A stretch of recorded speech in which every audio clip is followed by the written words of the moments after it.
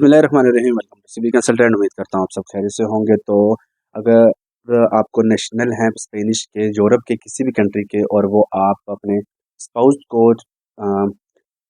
पाकिस्तान में रहते हुए स्पाउस को वीज़ा अप्लाई करना चाह रहे हैं या फिर बच्चों की नेशनलिटी अप्लाई करना चाह रहे हैं, आज इसके बारे में हम बात करेंगे। तो बच्चों के बर्थ सर्टिफिकेट जो हैं वो चाहिए होंगे, इसके साथ वालदा का birth certificate, marriage registration certificate और फैमिली रजिस्ट्रेशन सर्टिफिकेट। ये जो डॉक्यूमेंट हैं इनको आपने मुतलका फॉरेन ऑफिस से और मुतलका एम्बेसी से अटेस्ट करवाना है, जिसको लीगलाइज करवाना है।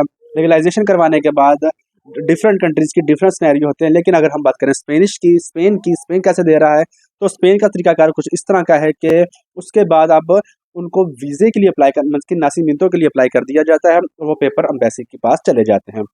एम्बेसी के पास जब वो चले जाते हैं पेपर, तो उसके बाद का प्रोसेस जो होता है, उसके बाद खुरामिंतु की एक अपॉइंटमेंट आती है, मीन्स के जिसको हम ओथ सेरेमनी कहते हैं, और उसमें बच्चे के जो नेशनल हैं उनको साथ लेके जाते हैं और बाकी का सिनेरियो एम्बेसी एक छोटी सी सेरेमनी करती है जिसमें रूल ऑफ रेगुलेशन समझाया जाता है, और उसके बाद वो कहते हैं आप चले जाएं।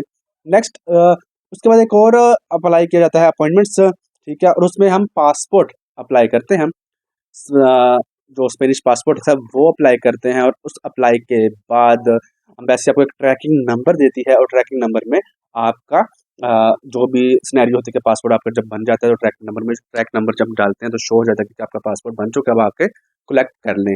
तो उसके बाद कलेक्शन की एक अपॉइंटमेंट ली जाती है, ठीक है, और एम्बेसी आपको वो पासपोर्ट आपको हैंड ओवर कर देती है।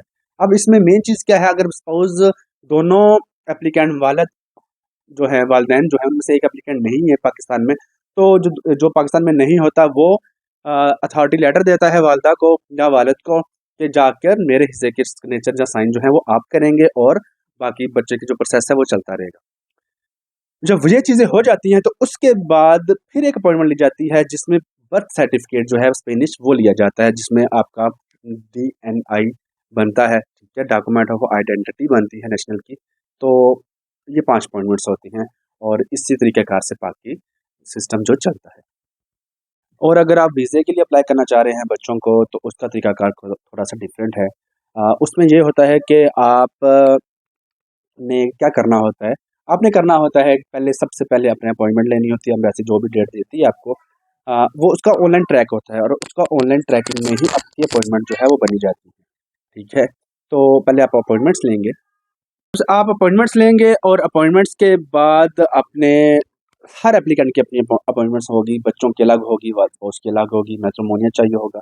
मैट्रिमोनियल क्या होता है, जिस भी कंट्री में आपके स्पाउस हैं वहाँ का मैरिज सर्टिफिकेट पहले पाकिस्तान से आप उसको एक तरीका कर अलग रजिस्टर करवा लेते हैं।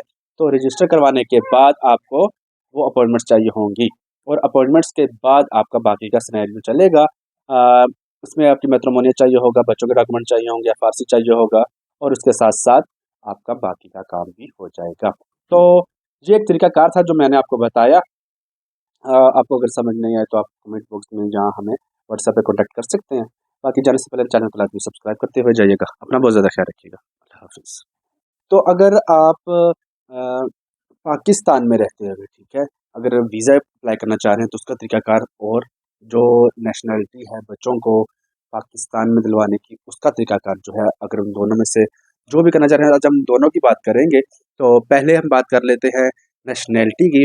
तो पहली शर्त ये है कि आपने सबसे पहले आपका जो फर्स्ट चाइल्ड है वो 14 साल से छोटा होना चाहिए, और उसके बाद बाकी का तरीकाकार है, ये मैं बात करूँगा पहले नासिमिंतो रजिस्ट्रेशन की, मीन्स के स्पेनिश की या किसी भी यूरोप की नेशनैलिटी के बारे में जो पाकिस्तान में बैठे हुए हैं।